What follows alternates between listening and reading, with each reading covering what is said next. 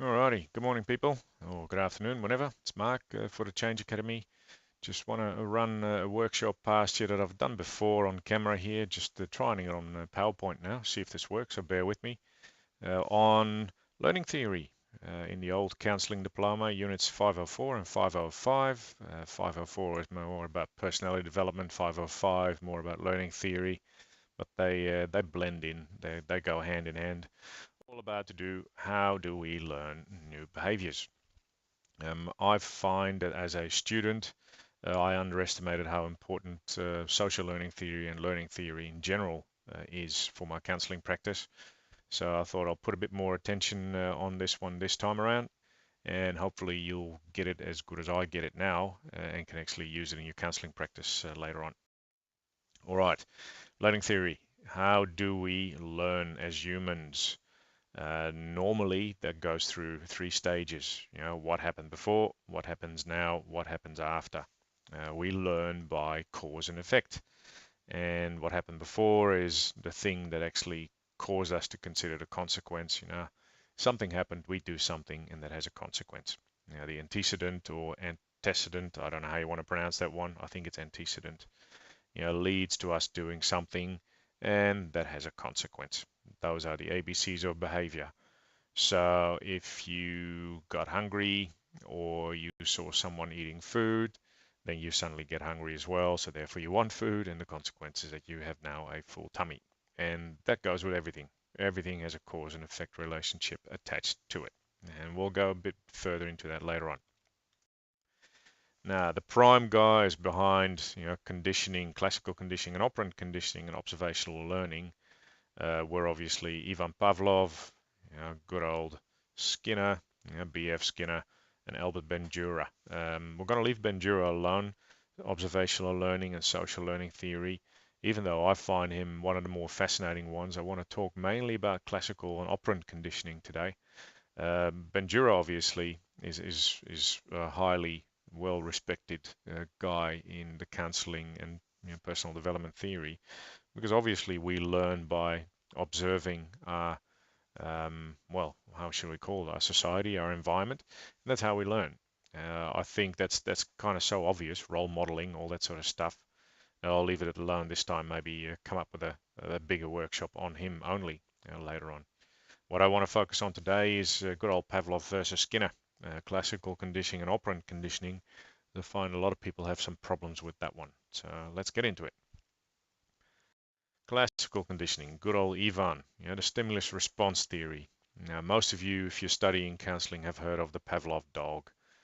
So that was that experiment where a neutral stimulus, in this case a bell, was combined with an unconditioned stimulus, in that case the food. Now, food and bell are not related, not at all. But because the dog, because it sees food, starts salivating, that is related. So, seeing food and salivating definitely is related for a dog. Once you start combining that with an unconditioned, or sorry, with a neutral stimulus like the bell, then that bell becomes a conditioned stimulus, if that makes sense. So the dog sees food, starts salivating, all pretty normal. But if the dog sees food and a bell is rung, and then he starts salivating, after a while he starts combining the bell with the fact that there might be food coming. So the neutral stimulus becomes a conditioned stimulus. It conditions the dog to start salivating when it hears the bell, and that's exactly what happened. So even if no food was shown to the dog, as soon as he heard the bell, he started salivating. The classical example for your own dog, or if you have dogs, and I love them, as soon as you start jangling his leash, he knows you're going to go out for a walk, or generally that's the case. So even though leash and walk were not necessarily related initially, after a while they become completely related to each other, and just walking to the door, grabbing the leash could be enough for your dog to go like, okay, are we going for a walk? Are we going for a walk? All right, now that's an interesting concept. Here's where you can see it practiced. So have a look.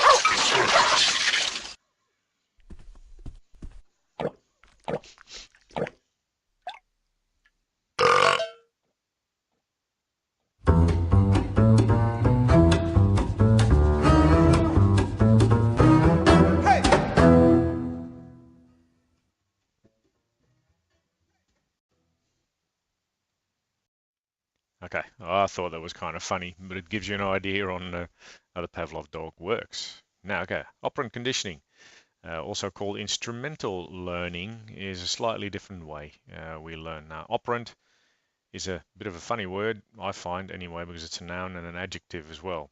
So an operant is something, yeah, but being operant is something too. An operant is something that gets acted upon. That's pretty much what the noun would mean. And if you are using operant conditioning where it becomes an adjective, it's actually modifying behavior. That's what it's doing. So you operate on the environment, if you want to call it that way. And that's what operant conditioning does. It operates on the environment. We learn by doing and by seeing consequences to what we're doing. Now, ultimately, to put it real simple, and I like simple things, operant conditioning works to either increase or decrease behavior. And how do we do that? Well, it's based on the consequences. If we like something and we get a good consequence, guess what we're going to do next time? We're going to do it again. If we don't like something and we get a bad consequence, that bad consequence is something we don't like, there's a fair chance we won't do that action again because we don't like the result. So the consequences dictate how we're going to respond into the future.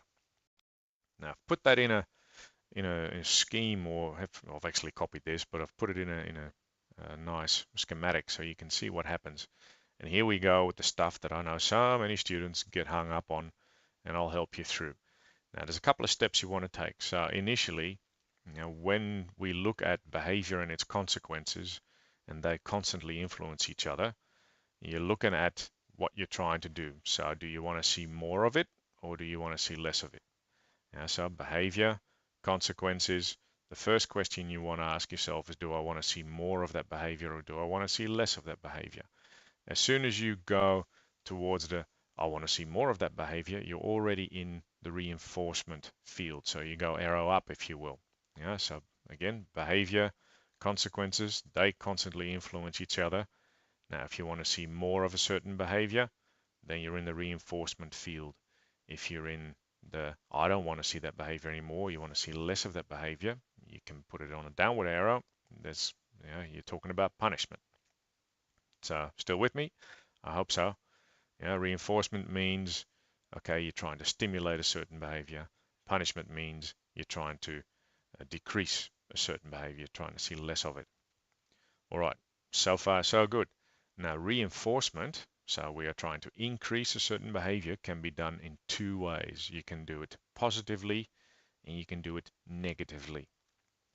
Now positive reinforcement means that you're actually adding a pleasant stimulus. So reinforcement can be done by adding, and that's what's called a positive. The classical example is if your kid is doing their homework, and because they keep doing their homework, or let me put it this way, your kid's doing their homework really well, and you reward that by giving them nice afternoon tea or whatever reward. Then thereby you are stimulating that behavior. You add a reward to a certain behavior in the hope that next time that behavior will be repeated again. So you're trying to increase it. So next time the kid is doing the homework, you reward that again, you do it again, you do it again. And ultimately, the sheer knowledge of being rewarded for doing homework could be enough for that kid to just keep doing their homework. The other one is if they clean up their room, they can have pizza tonight, whatever.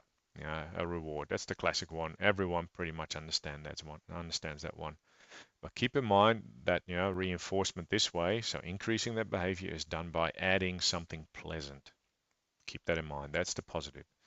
Now you can also increase the likelihood of behavior happening again by taking something away, and that's what's called negative.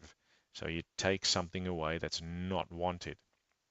The classic example is, say you got a headache. Now someone tells you that there are pills against headache, so you take a pill. Guess what happens? Your headache goes away. So what is going to happen next time you have a headache? Right, now you're going to take another pill. So the behavior of taking a pill and the consequence of the headache going away actually leads to that being a negative reinforcement because something goes away and an unwanted stimulus is removed. So when you look at positive and negative, I know a lot of people go wrong when they think of good or bad. It's got nothing to do with that. Positive and negative, you should see them as mathematical positives and negatives. So something is either added, addition, or it's taken away, subtraction.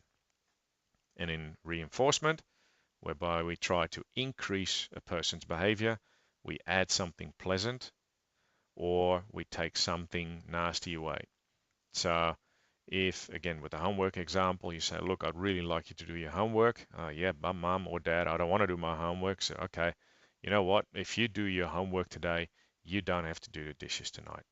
Now, that would be, hopefully enough, or even for the rest of the week, if they do their homework, just that they would work. Now, that would hopefully increase the likelihood of homework happening again, because you've now taken away a negative stimulus, the stimulus being having to do the dishes normally. So that would be a form of negative reinforcement. Okay, that's that. So reinforcement is increasing the likelihood of behavior happening again. Now we're going to the other side, punishment. With punishment, we're trying to decrease the likelihood of a certain behavior happening again. Now you can add that, you can do that in a positive sense. Nothing to do with good or bad. It just means you add something that's not wanted. Mathematical positive, remember? You add a thing that's not wanted. The classical example is a traffic fine. You do something that the police / the government doesn't want to see you do anymore or not more than you have done already. So what they do, they add a negative stimulus, or an unwanted stimulus, the traffic infringement. So if you speed, the cops don't want you to speed, they want you to stop speeding. So they actually add a negative or an aversive stimulus to your behavior in order to decrease it. And strangely enough, that's called positive because they add the stimulus, mathematical positive. On the other side, you can also punish people in a negative way. Again, nothing to do with good or bad, but it means that we subtract something, we take something away. What do we take away? Well, actually something wanted. And to stay with that traffic fine scenario or you speeding, if positive punishment by adding a fine doesn't work, at some stage they'll take your license away. Now that's a wanted thing, your license, because you might need it for work. If they take it away because you just can't stop speeding and positive punishment doesn't work, then the next step is to take something away. Now that's a form of negative punishment. Something wanted gets taken away. Do it even more. If that doesn't work, ultimately your freedom will be taken away, which is another form of negative punishment because you'll lose your freedom. I hope that makes sense. The ultimate aim is to decrease behavior in punishment. So go back to the very beginning. When we look at behavior and its consequences, we can try to stimulate certain behavior. That's called reinforcement. Or we can try to decrease or discourage certain behavior, and that's punishment. Now the increase of likelihood of behavior happening again by adding something that we like, or you can increase the likelihood of behavior happening again by taking something unwanted away, and that's negative reinforcement. On the other side, we can try to decrease certain behavior by adding something we don't want, a traffic fine, or we can try to decrease a certain behavior happening again by taking something wanted away. For instance, your driver's license or your freedom or whatever else. I hope that makes sense because once you get that, it's all easy. Now, there was a slide in this Are one. you It was actually a finished? video, but I'm going to skip it Well, because thank otherwise you. it'll take too long. How thoughtful. It all had to do with positive Would you like a reinforcement. chocolate? Look it up.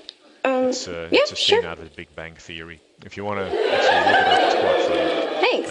Just go to Google, type in Big Bang Sorry, Theory, Sheldon, I almost sat in your and then spot. Did you? Big Bang. I didn't notice. What's Have a the show? chocolate. Thank you. What?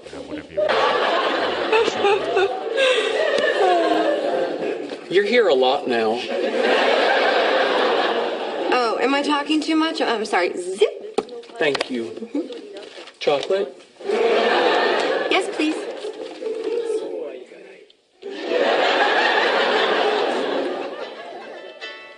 Oh, hey, Kim. Yeah, you know what? Hold on. Let me take this in the hall.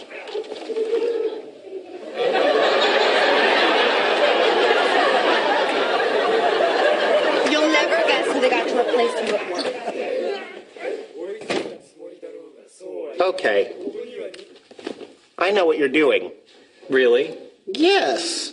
You're using chocolates as positive reinforcement for what you consider correct behavior. Very good. Chocolate? No, I don't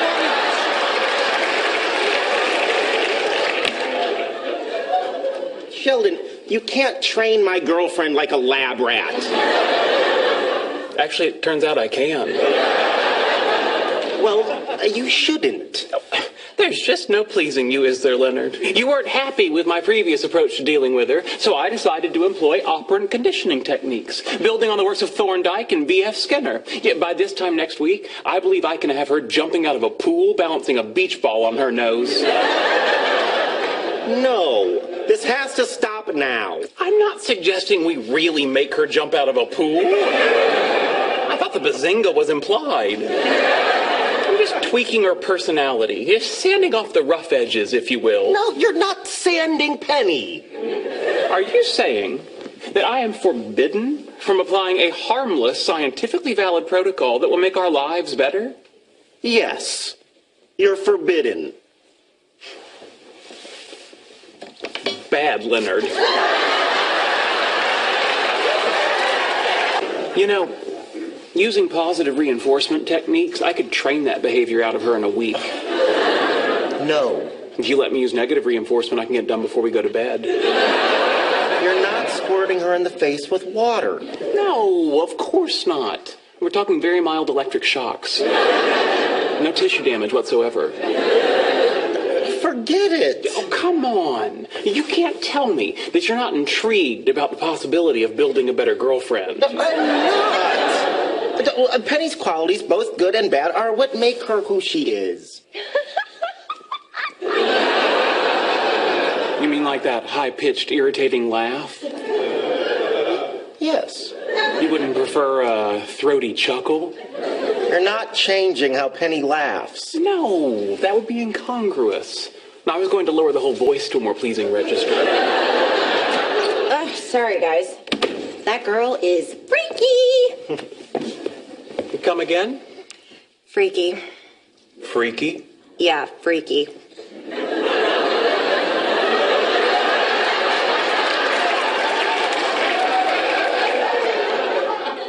Have a chocolate. Thank you. Well, I'm going to make some warm milk and then turn in. I trust if you two are planning on engaging in amorous activities, you'll keep the decibel level to a minimum. Of course. Thank you. These are so good.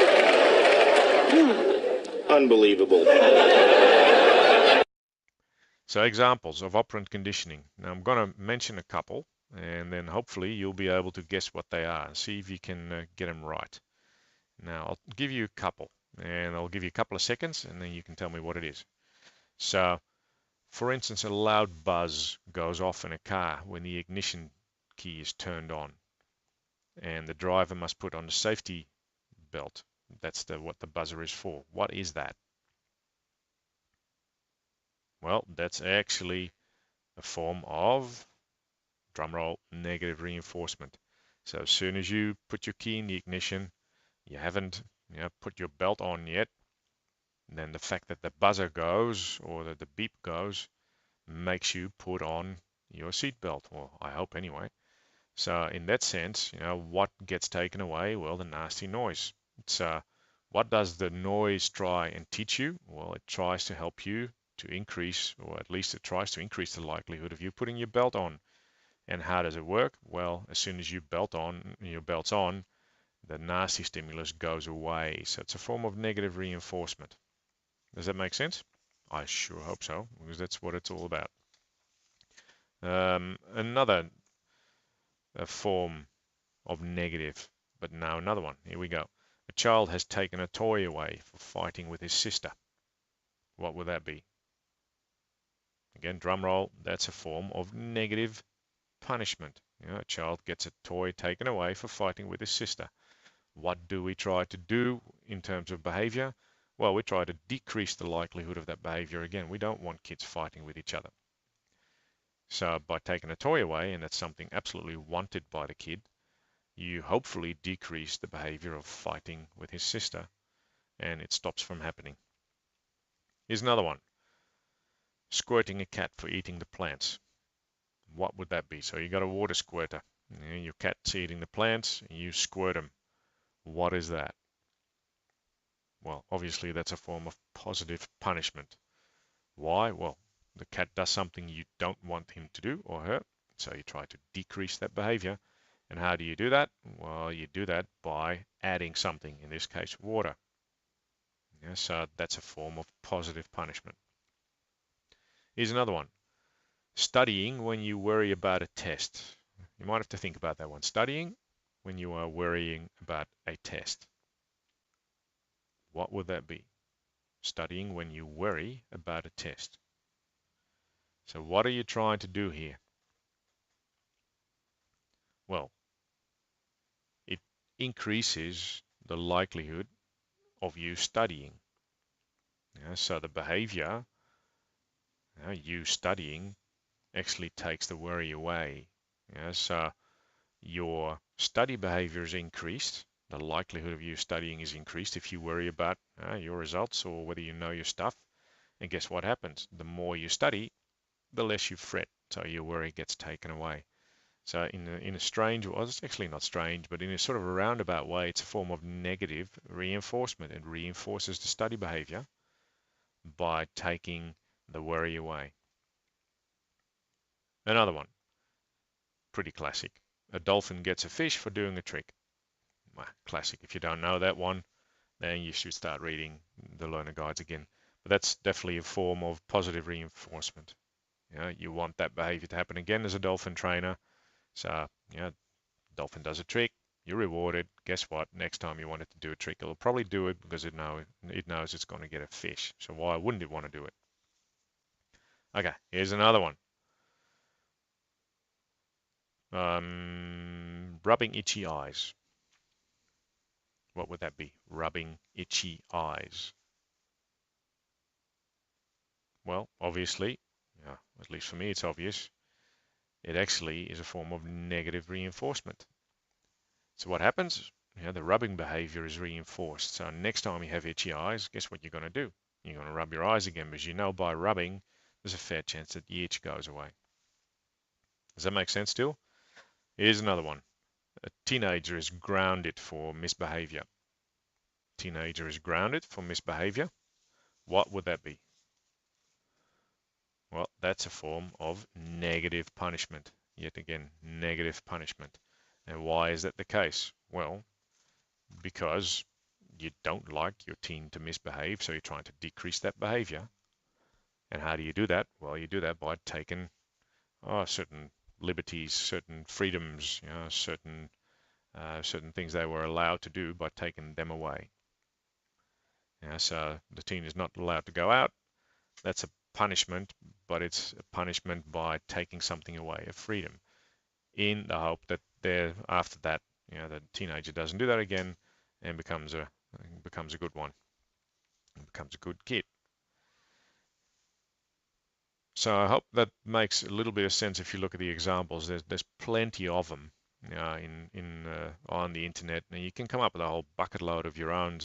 But the only thing I really want you to remember on these ones is, well, what are we trying to do, or what are you trying to do yourself when it comes to others? Are we trying to stimulate a behavior? Is the aim more of that behavior? Is the aim less of that behavior? That's the first question you want to ask yourself. And then the question becomes, am I trying to increase or decrease that behavior by adding something or by taking something away? And that'll make the difference between positive and negative reinforcement. I hope that makes sense. So how would you use those things in counseling? Now, classical conditioning obviously is not operant conditioning, so it's got nothing to do with trying to increase or decrease behavior. It's more automatic. So if you're trying to use classical conditioning in counseling, so you have a client, for instance, who's really stressed, but they also tell you that walking in the forest or sitting by the beach actually helps them, to relax, to lose some of that stress. Now, generally, feeling better and sitting by the beach don't have to be related, but they can become related. They can become cues for a person feeling better. So then you can use that in counseling, obviously, by taking those cues into account. Other people will do it in another way. Gambling could be a classical conditioned thing. As soon as someone walks past a casino or walks past a TAB, they could become conditioned to actually go in and place a bet.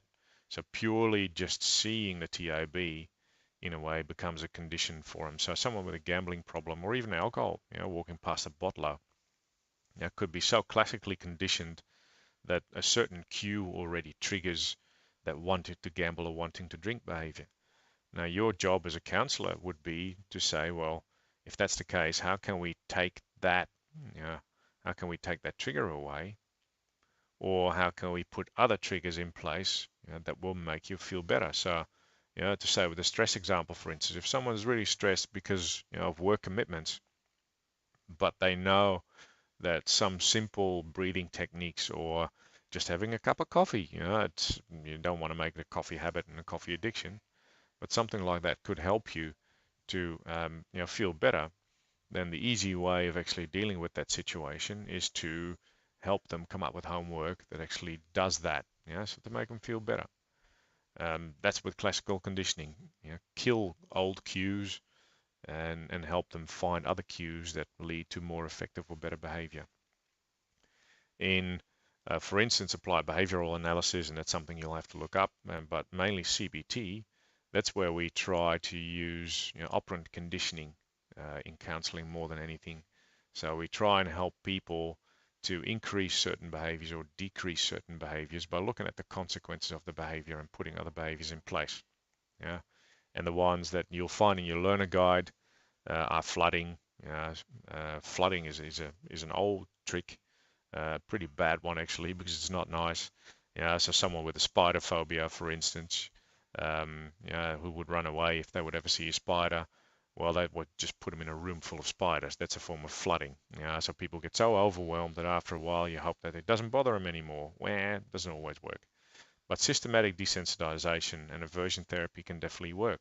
Slowly but surely helping people to overcome certain phobias or to get rid of certain responses to things. Fear of flying can be really easily treated by systematic desensitization, helping people to understand flying. Then go to an airport, look at a plane, then maybe sit in the plane, talk with pilots, talk with flight attendants, etc., up until the point that you can start the engines up and do all the things that come with that. Works really successfully to ultimately a point where you can help people to actually get off the ground in the plane and in the air, and they'll be all right. Now, all that hangs together with rewards. Obviously, you try to increase certain behaviors by adding rewards to it.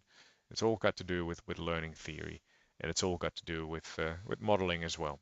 So there's three ways, classical conditioning, operant conditioning, and social learning, which we've left alone today, are definitely tools you want to use and know more of in counseling, because it works. It works a treat. We pretty much all do it. We use it and we all do it.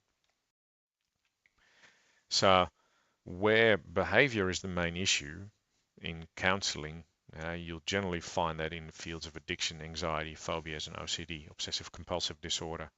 That's where certain behaviors are kept in place or are not done where they should be done, where you as a counselor can make a massive difference with helping people find other cues, have them classically conditioned in a different way, just use it in a different way that's more to their benefit, or by using operant conditioning by coming up with a punishment and reward, and punishment in the same sense. I can remember client who was really willing to change some of his behavior, and some had to do with drinking, where every time he would have a drink, he promised me he would put $5 in a jar. Every time we would have a drink when he didn't want it, he would put $5 in a jar as a form of punishment, and ultimately all that money would go to a charity of his choice. I thought that was a great way, of coming up with a punishment system for yourself to say, well, every time I have a drink, it'll cost me money. Now, that requires discipline. This guy was very disciplined, so ultimately he had a couple of $100. Unfortunately, in the beginning stages of his counseling, he had a couple of $100 sitting in there because he just couldn't leave the bottle alone. But it did help to ultimately change his behavior, because we also put in place lots of reward systems, of not drinking. So if he would stay away from the grog, he could do fun things with his family, or could reward himself with a toy, whatever it is, a boy's toy, obviously. And by doing that and not drinking and feeling better physically, already being a reward in itself, he slowly started changing. So you can definitely use it to your benefit. Now, I hope that makes sense. I don't want to go much further than half an hour, but keep in mind, hey, classical conditioning is where we are cued to do certain things by seeing, hearing, tasting, touching, feeling, smelling something that was initially unrelated. So if we see the beach and we feel calmer, that can become a cue. Or if we see something, even just, it could be a statement coming in or a bill coming in the mail, and you suddenly freak out, that is a form of classical conditioning, because a bill is just a bill. You don't have to feel bad about it. But if we start to feel that way, then we have been classically conditioned to fear that bill. That's it. That's one. Operant conditioning, behavior and its consequences. That's what we're looking at. Purely behavior and its consequences. So if you want to change stuff, you can do that by reinforcement, and you can do it by punishment. They both work, but you got to see how you work that one. Punishment alone won't do it. You'll have to put a reward system in place as well. And then there's obviously social learning, which we left alone.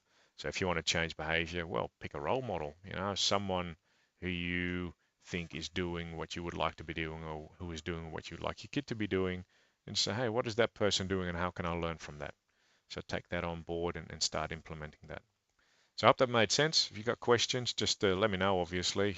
Send me a text, flick me an email, ring me, whatever. And I'm more than happy to answer your questions. But do a bit of research on it. Classical conditioning, there's plenty on it. Operant conditioning, more than heaps on it. Your learner guide is a good tool.